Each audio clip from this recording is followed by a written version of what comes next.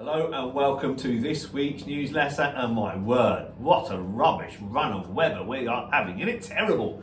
Blooming rain, it's crazy. I've never known a November / late early December like it, to be honest. We've had so much rain again.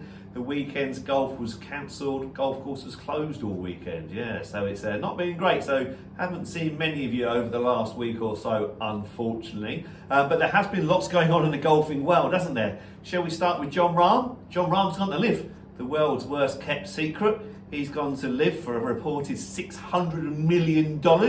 My goodness, even for a very rich man, that is still an awful lot more money than he's actually worth. So can we blame him? I don't know, but it's down to the individual, I suppose, isn't it? We'd all like to say no, the money won't turn us, but I'm sure it will. But anyway, what does it mean for golf? Well, it's not good for golf, is it really? I mean, all we want to do is see the best players playing all together at the same time, don't we? We don't want them the LIV Tour, the European Tour, the PGA Tour. We want them playing together all the time. So I don't think it's particularly very good for golf, unfortunately, because the only time we're going to see the best players in the world play together is at the four majors, isn't it? If they've got enough world ranking points to qualify, or if they've won a major in the last 5 seasons or so. So even that's going to get a little bit kind of Dustin Johnson has not had a great couple of seasons in the majors, and he's still running on his 5-year exemption from the Masters that he won in 2020. But in 2 years' time, is he going to be able to get in the rest of the major championships if his performances don't pick up in the majors, because he's not earning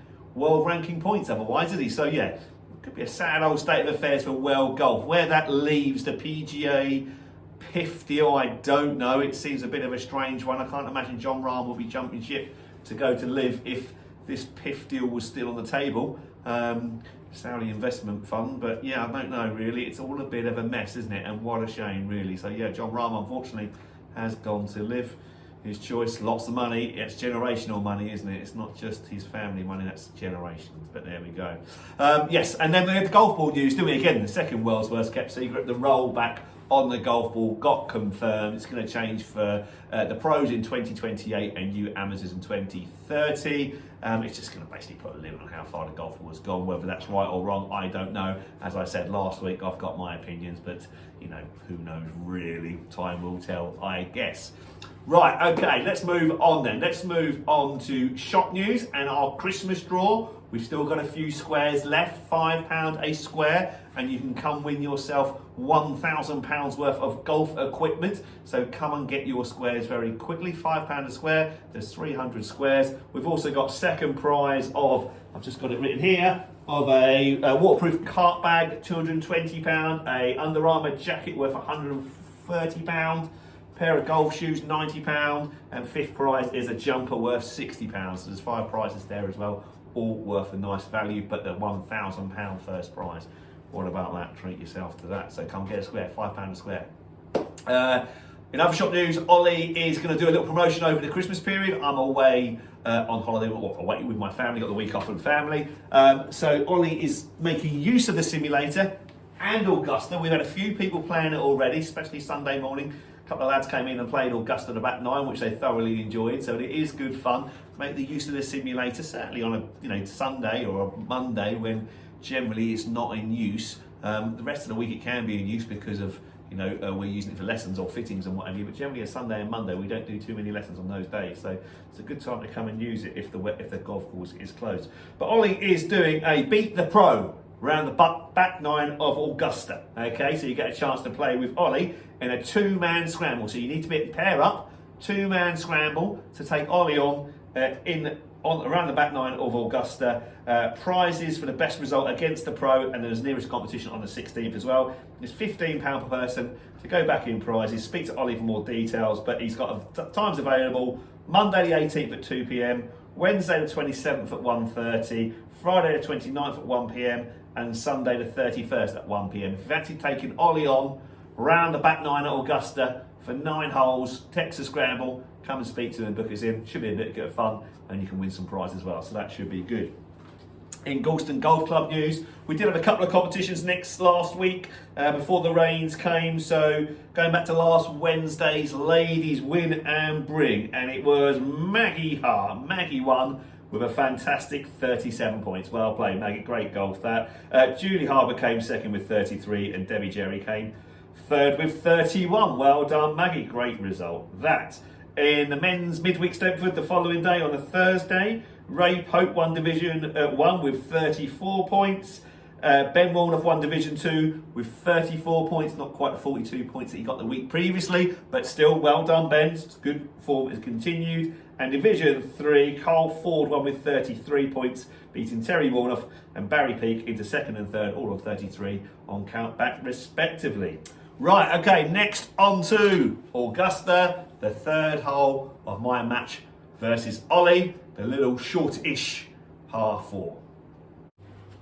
Okay, so third hole at Augusta, a shorter par 4, 343 yards, plays uphill slightly. Number of ways of playing this, and the old-fashioned way would be, and the way I probably prefer to play, would be to hit an iron off the tee, short with the bunkers on the left-hand side, and then wedge on. The modern way is to try and get it up there as far as we can, because that way we've got a better chance of making a birdie. So I'm going to go what most tour pros do these days, is they do try and get it up there somewhere near close to the green. And my wedge game, be it from 100 yards or 50 or 40 yards, generally is pretty good either way. It's just a bit more of a risk with the driver off the tee, because that probably is now the weakest part of my game. But I'm going to give it a go. Let me try and fly it up there, Rory McIlroy style. It'll probably leave me about 80, 90 yards shot into the green anyway.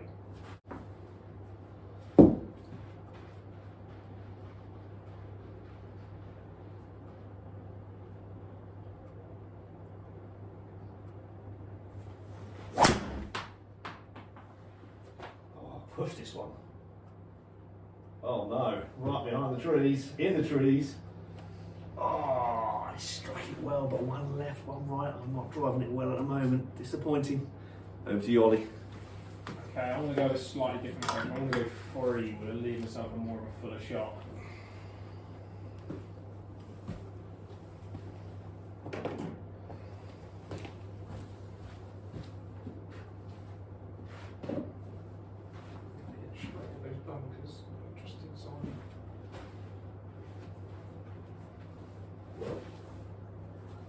To those bunkers, that one, sorry. So those bunkers, it is 220. 220. Okay. Just inside.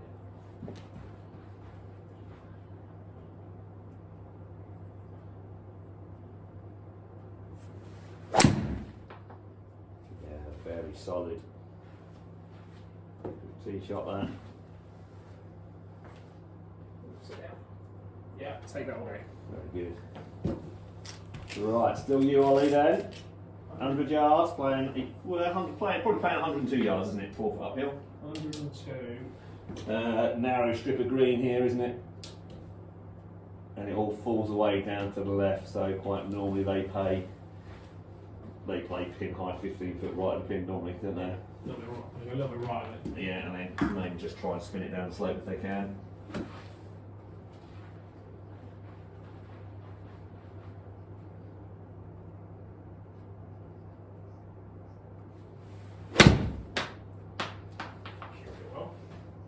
Should zip a bit then. Come on and back come. Back you come. Here we come. Oh, not quite enough spin. Solid. Oh, Ollie, looks like I've had a break. But luck.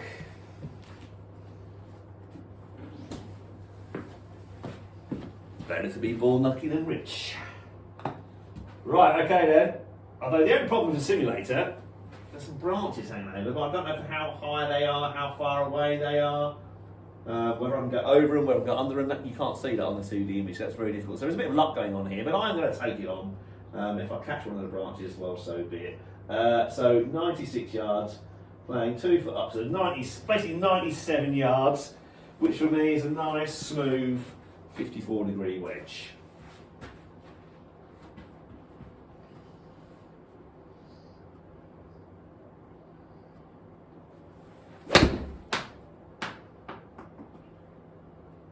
I'll go.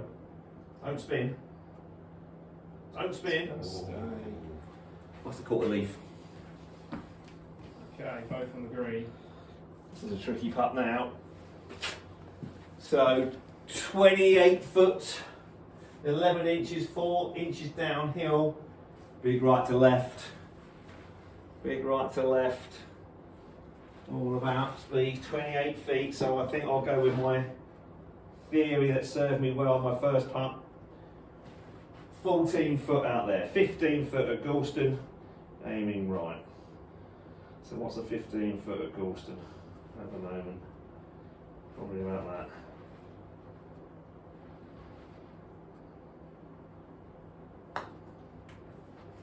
Sit down, sit down, sit down, sit down, sit. Stop. It's just rolled out. Bit long, just outside the gimme. So difficult.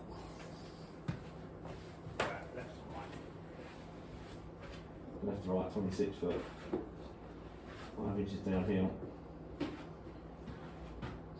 This to the end. Just into the screen and the sim.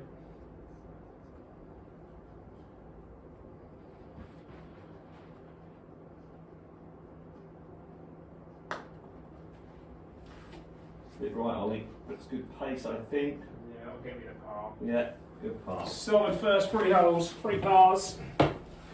Unless this goes in, I might just take the lead as well. What have we got then? 12 foot. Up the hill slightly. Very flat. Very straight. Right, there's a test my stroke, Ollie.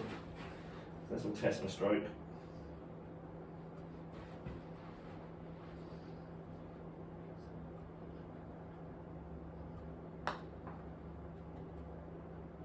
Oh, how's that missed? Got to wave it off a tee. Not unfortunately with that putt, that's a bogey for me. Ollie takes a 1-shot lead. Okay, there it was. So yes, I lost the hole. Little 3 putt there. It's so difficult on the 2D image to gauge that speed, and I just ran it past a little bit too much and just missed the putt coming back. But if you come and play against Ollie, you'll experience the putting. It is tricky, and that's why we play 10-foot gimmies. But still pretty good fun to this. Still having a laugh doing it as well. So Ollie takes a 1-shot lead going into the 4th. Right, okay, that's everything this week. Remember to come and get your Christmas draw squares before they fill up. And hopefully, if the weather improves, I'll get to see you all over the next 7 days or so. Thanks very much for watching, and I look forward to seeing you all soon. Take care, bye-bye.